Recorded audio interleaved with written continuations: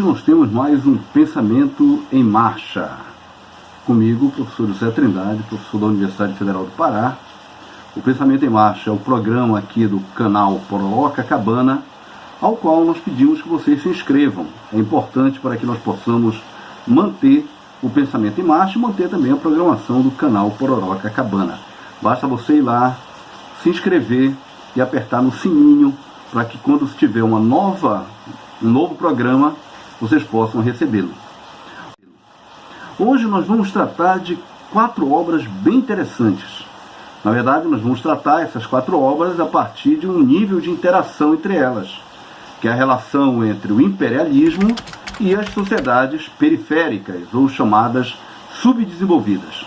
Nós vamos estar trabalhando com vocês o livro do Lenin, do Vladimir Ilyich Lenin, um líder revolucionário russo, mas que também foi um cientista social fantástico.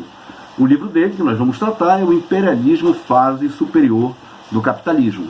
Nós vamos utilizar 2 autores contemporâneos para poder tratar o imperialismo já sob as égides do novo século, do século XX e do século XXI em particular.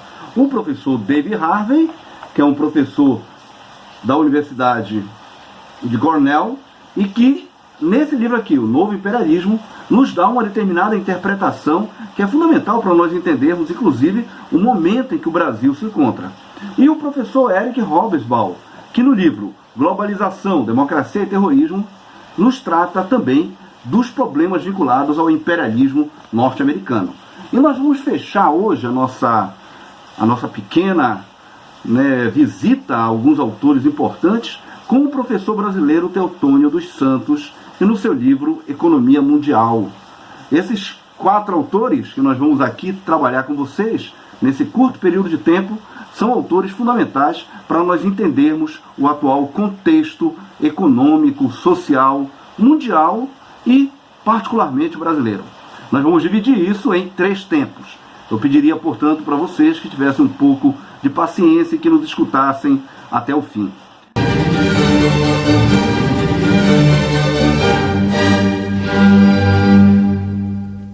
Primeiramente, o livro do Lenin. Lenin ele é um conhecido revolucionário russo. Lenin dirigiu a Revolução Russa de 1917.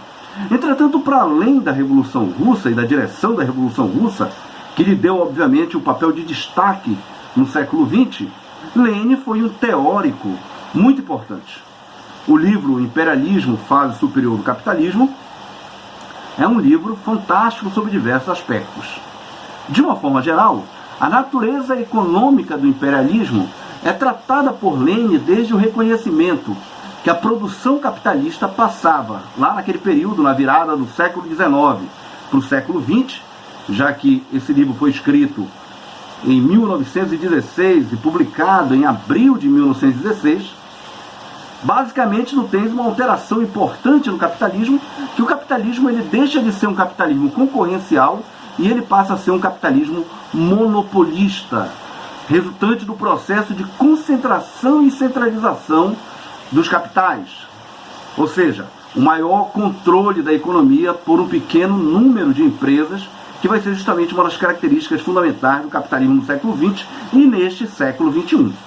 Lenin observa que o capitalismo, na sua fase contemporânea, chamada de imperialista por ele, conduz à socialização quase integral da produção nos mais variados aspectos. No sentido de que essa socialização, entretanto, mantém-se a apropriação privada da riqueza, e principalmente uma apropriação privada sob o controle de um número cada vez menor de indivíduos. Isso pode ser dado um exemplo aqui. Por exemplo, nesse século agora, nós tivemos, inclusive aqui no Brasil, processos muito semelhantes a esse que o Lenin analisava ali no início do século XX, 1916. Por exemplo, a antiga Companhia Vale no Rio Doce, hoje Companhia Vale, era uma empresa estatal até final da década de 90. O que acontece fundamentalmente hoje com a Vale, com a Companhia Vale? Ela é basicamente controlada por um número de acionistas muito restritos e geralmente vinculados a grandes grupos ou a grandes a centros de controle que estão vinculados ao capital internacional. Então tu tens fundos como a Mitsui Company, BlackRock, Capital World Investors, que são basicamente um punhado de fundos controlados por mega ricos ou super ricos internacionais. Esses mega ricos ou super ricos internacionais, eles podem ser vistos também, inclusive, sob uma outra forma. Uma pesquisa feita em 2009 e 2010 e publicada somente em 2011 pelo Instituto Federal de Tecnologia de Lausanne, na Suíça, nos dá um exemplo muito interessante desse processo que o Lênin identificava como concentração e centralização de capitais. Olhem só, com base em dados de 37 milhões de empresas e investidores no mundo inteiro, essa pesquisa, utilizando uma tecnologia chamada de redes neurais, chega a 147 super megas empresas integradas na forma de holdings que controlam aproximadamente 60% de todas as vendas realizadas no planeta. Inclusive, mais interessante ainda, a pesquisa mostra que 1% das companhias controla 40% dessa rede inteira de empresas globais. Obviamente que o que está por detrás aí é justamente aquilo que o Lênin chamava de concentração e centralização de capital, que leva à formação de algo que ele denominava de oligarquia financeira, onde o conjunto dos pequenos capitais, médios capitais, até grandes capitais localizados em países chamados periféricos, são subordinados a esses grandes megacapitais, cujo centro de controle estão nos chamados países imperialistas ou nos países centrais da economia. Essa oligarquia, ela resulta, conforme o Lênin, essa oligarquia financeira, de uma modificação dos papéis básicos que os bancos tinham ainda no século XIX. Eles deixam de atuar como meros intermediários bancários e eles passam a financiar e controlar o conjunto das grandes empresas, entrelaçando os interesses dos capitais bancários com os capitais industriais, originando isso que o Lênin vai chamar de capitalismo financeiro. Olhem só, a frase do Lênin no livro O Imperialismo, que nós vamos ler aqui rapidamente, é muito interessante e poderia ser lida e aplicada hoje mesmo. O desenvolvimento, diz o Lênin, o desenvolvimento do capitalismo chegou a um ponto tal que, ainda que a produção de mercadorias continue reinando e seja a base de toda a economia, porém encontra-se já minada e os lucros principais vão parar nas mãos de gênios das maquinações financeiras. O que hoje são basicamente os fundos de especulação controlados por pessoas como Jorge Soros e como Paulo Guedes, por exemplo, no Brasil. A mudança da chamada fase concorrencial do capitalismo, caracterizada pela exportação de mercadorias, para a fase atual, denominada de monopolista e caracterizada pela exportação de capitais, tem como objetivo último o aumento dos lucros de monopólio dessas grandes, megas empresas, onde o capitalismo se estabelece já com base naquilo que o Lênin chama de poder imperial. Essa dinâmica do capital, ela acaba impondo a busca de novos espaços que permitam a expansão do raio de ação desses megas capitais, fazendo, portanto, uma ampliação do capitalismo em todo o planeta. Lênin afirma que este processo se caracteriza a partir de 5 pontos e que são importantes nós sistematizarmos aqui. A chamada exportação de capitais, ou seja, os capitais eles vão procurar novas fronteiras para que ele possa se reproduzir, para que ele possa aumentar a riqueza desses capitais. B, a produção e distribuição centralizada em grandes empresas, o que o Lênin chamou de empresas monopolistas. Hoje muito visível em empresas que nós temos como a Volkswagen, como a Fiat, ou como Google, ou como a Microsoft, por exemplo. A fusão do chamado capital bancário com o capital industrial na forma daquilo que o Lênin chamou de capital financeiro, muito visível naquilo que nós colocamos há pouco, né? 147 empresas, mega empresas, geralmente controladas por bancos, controlam a economia mundial, praticamente, né? Um ponto D que o Lênin afirma é a chamada disputa geopolítica entre potências capitalistas. Né? Muito visível tanto na Primeira quanto na Segunda Guerra Mundial, mas também visível hoje na forma como os Estados Unidos, a Alemanha, a China e outros países que apresentam um elemento de poder econômico muito expressivo é possível visualizar. E um último elemento que ele chama atenção é que as guerras elas se tornam um fenômeno corriqueiro pela própria lógica estrutural do capitalismo. Portanto, Lênin frisou com rara capacidade visionária que o capitalismo caminharia para a formação daquele que ele chama de estados usurários, né? Onde, basicamente, uma burguesia que vive da rentabilidade de títulos aplicados tanto na Bolsa de Valores como também em dívida pública, né? Porém, ele observa, o Lênin, que mesmo dentro dessas características, o capitalismo vai continuar se expandindo. Entretanto, à custa de uma crescente decomposição das condições básicas de vida e de crescente desigualdade, mesmo nos países imperialistas. Essa foi a nossa primeira parte desse nosso Pensamento em Marcha de hoje. Muito obrigado.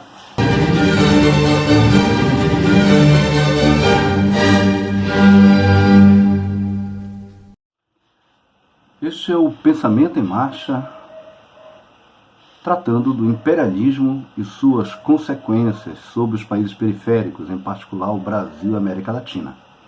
Nessa segunda parte, nós vamos usar dois autores fundamentais, o professor Harvey e o professor Eric Hobsbawm. É importante que a gente diga que nos últimos anos entramos em uma nova fase das relações geopolíticas do capitalismo.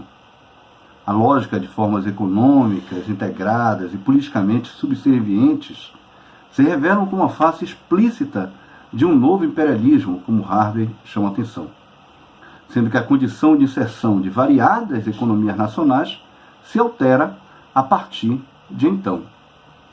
É importante dizer que a retomada da análise do surgimento do capitalismo, ele se coloca dentro de um ponto fundamental para todos nós.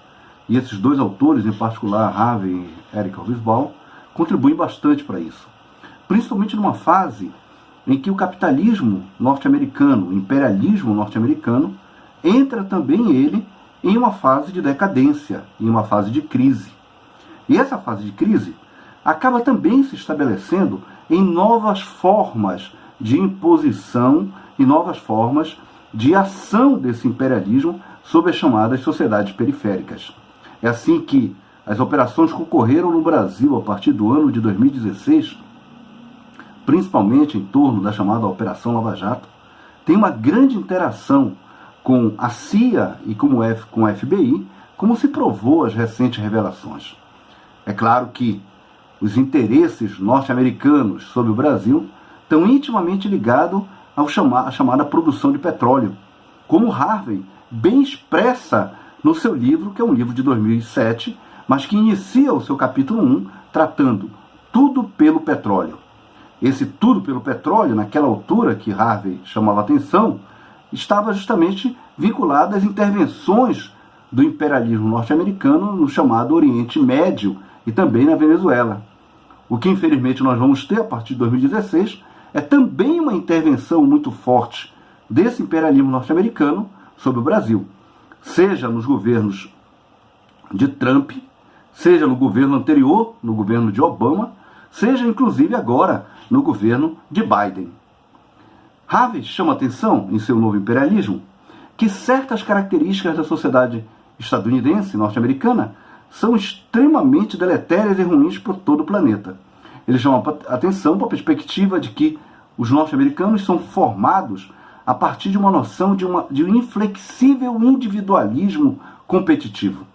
Algo que se passou, inclusive, para o mundo inteiro sob a forma de meritocracia. Mérito para quem? Mérito para aqueles que dispõem de poder econômico, dispõem de riqueza para poder impor seus interesses aos demais. Inclusive, também chama a atenção Harvey que essas relações elas acabam se colocando a partir de um perigoso jogo de forças a nível mundial, onde a quantidade de vítimas acabam se tornando muito expressivas.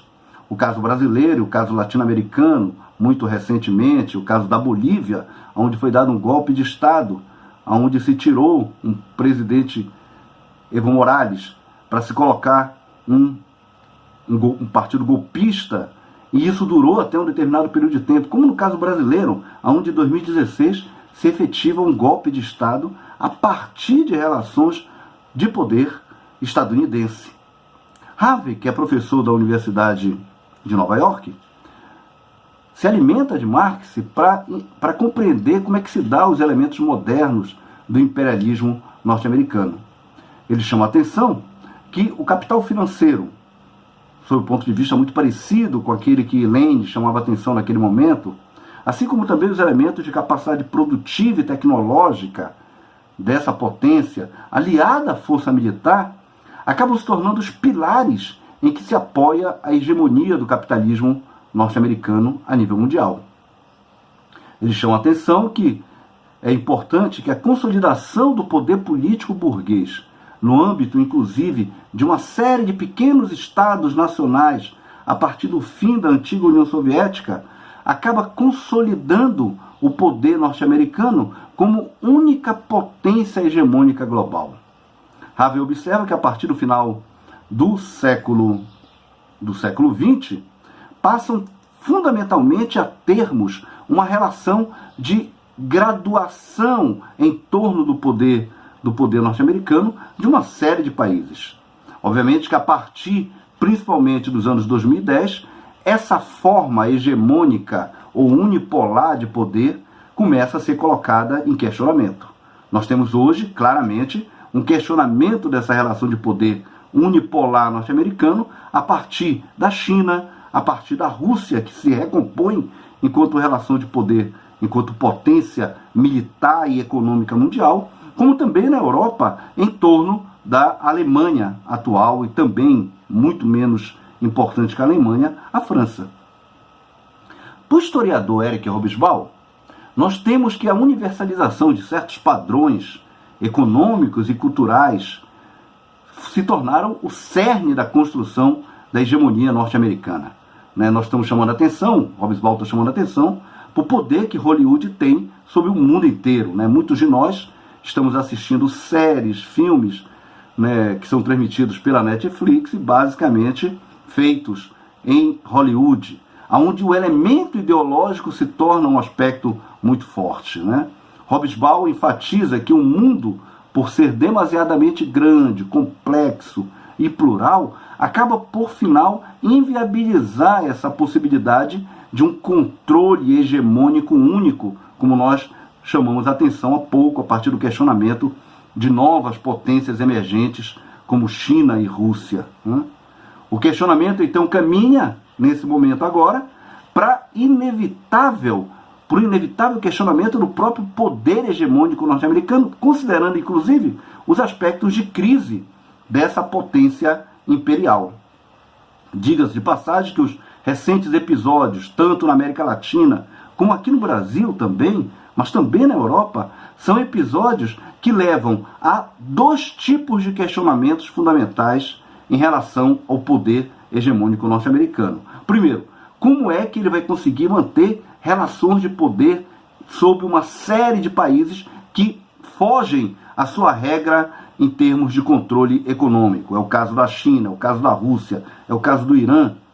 E, por outro lado, também como é que a partir daqui vai se dar o processo de relação de certas sociedades, em particular a América Latina, em particular o Brasil, em termos de dependência econômica e também militar dessa potência imperial. Algo que nós vamos tratar no terceiro bloco do nosso programa. Entretanto, vale ainda afirmar que Hobsbawm estabelece alguns elementos de característica dos últimos períodos do capitalismo que vale a pena nós rememorarmos. Hobsbawm chama a atenção que, a partir da década de 60, tu tens um acelerado processo de globalização econômica. Contudo, com consequências muito fortes sob o ponto de vista do agravamento das desigualdades econômicas e sociais, inclusive entre as diversas nações, né? O que parece que acaba se agravando muito fortemente nos últimos 5 anos, em particular na América Latina e também no Brasil, inclusive sob o ponto de vista dessa crise econômica e sanitária que hoje está colocado. Um ponto outro que coloca Hobsbawm é que o colapso do equilíbrio internacional decorrente da Segunda Guerra, que era a existência da antiga União Soviética, acabou colocando um elemento de desequilíbrio muito forte a nível mundial. Um desequilíbrio que dura aproximadamente até o ano de 2010, quando novamente essas potências emergentes, como nós chamamos a atenção, a China, a Rússia, outras, começam a se colocar. E tu passa a ter um novo equilíbrio sistêmico, entretanto, um equilíbrio sistêmico perigoso e muito contraditório, como esse que nós temos hoje, onde provavelmente as intervenções norte-americanas em países como o Brasil, na América Latina, fazem parte desses pontos de desequilíbrio. Por fim, Hobsbawm chama a atenção que os aspectos de catástrofes que foram muito presentes durante o capitalismo do século XX, né? Lembremos aqui a pandemia da gripe espanhola, lembremos a Primeira Guerra Mundial, a Segunda Guerra Mundial, com os atuais elementos de desequilíbrio econômico, em particular da forma como o imperialismo norte-americano se impõe para se manter enquanto condição imperial, volta novamente a estar em questão processos de catástrofes possíveis. Infelizmente, a pandemia sanitária que nós estamos passando do Covid parece dar plena razão a esse autor, Eric Hobsbawm. Esse foi o Pensamento em Marcha nesse nosso segundo bloco. No terceiro bloco, nós vamos tratar da periferia, da dependência econômica, a partir do professor Teotônio dos Santos.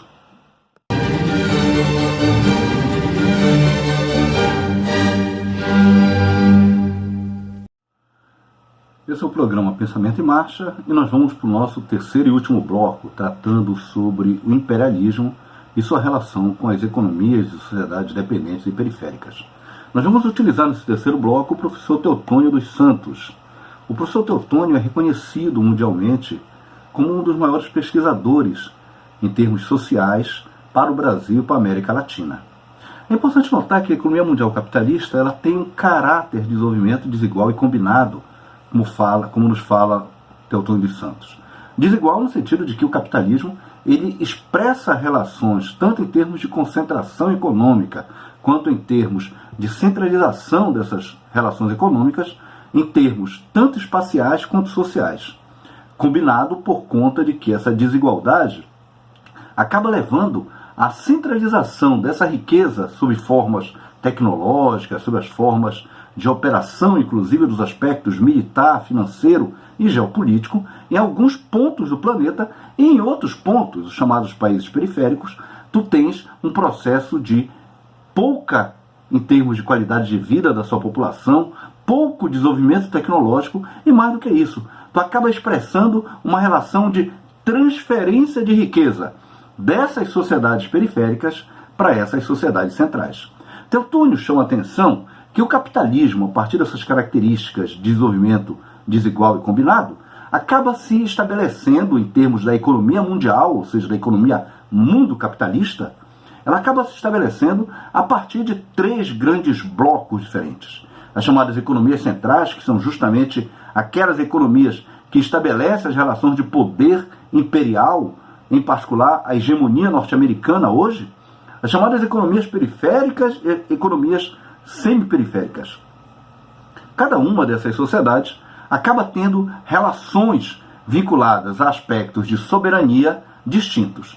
O que é a soberania? E esse é um ponto fundamental daquilo que Teotônio nos reserva no seu estudo em particular.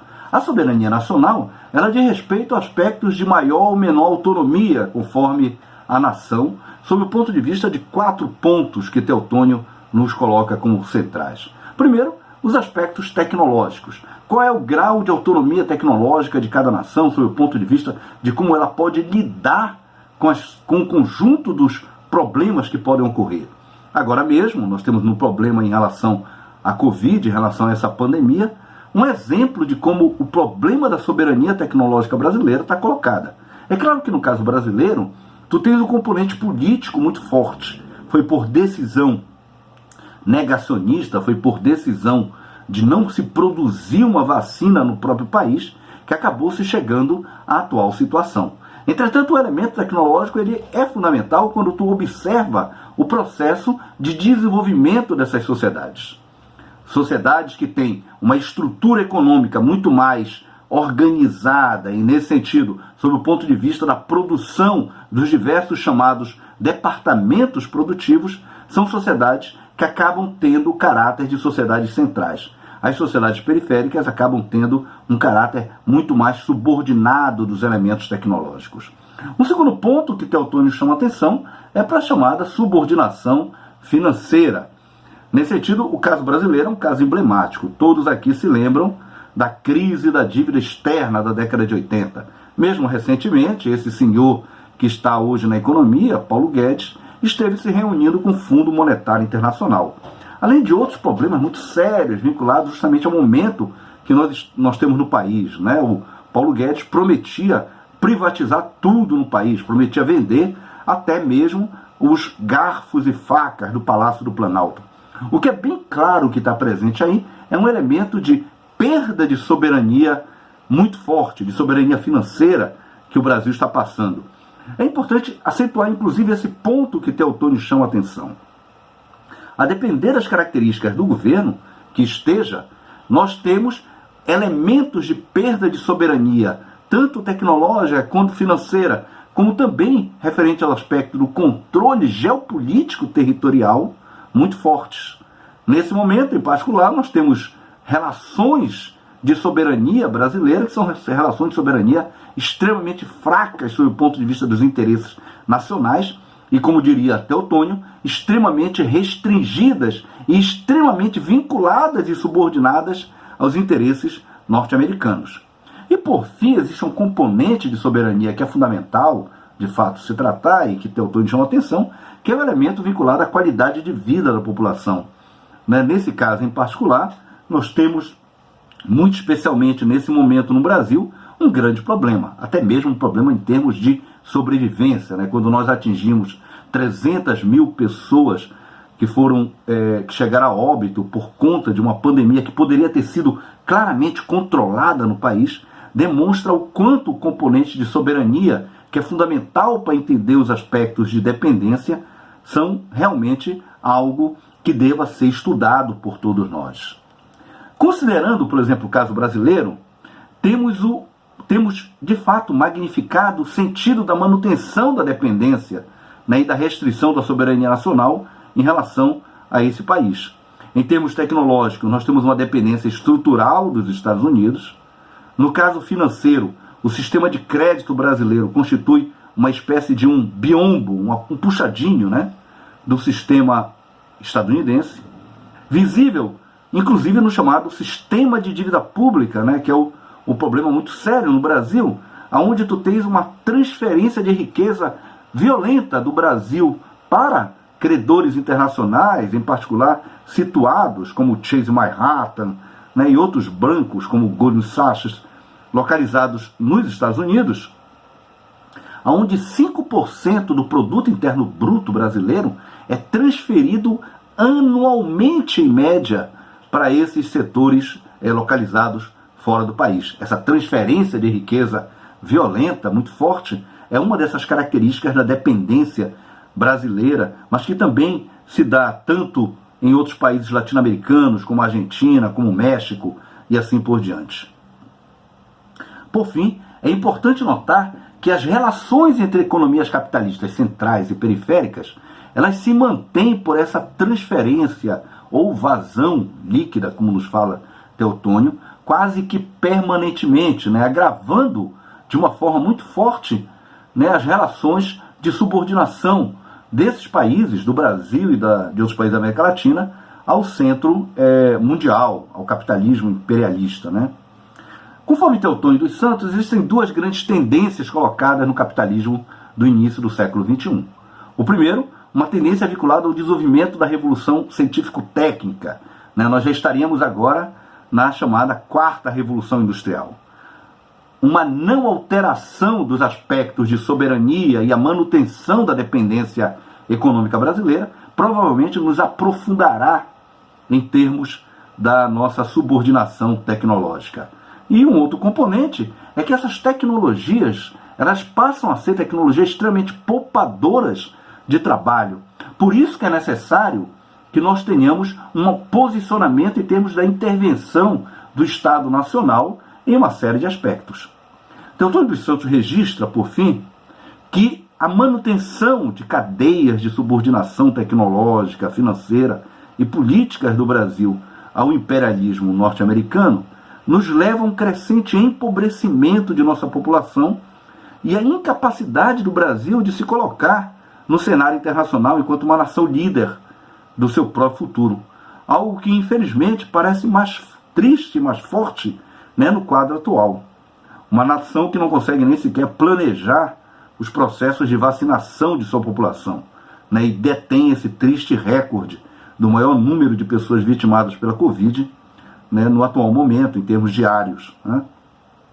Por isso, Teotônio nos faz um convite aqui na economia mundial que seja necessário, de fato, nós rompermos, o Brasil, enquanto nação, romper com essa realidade de dependência em relação ao imperialismo norte-americano e em relação a qualquer outro imperialismo que se imponha. Esse foi o Pensamento em Marcha com o tema imperialismo e dependência no Brasil e na América Latina. Obrigado. E se inscrevam lá no canal Pororoca Cabana.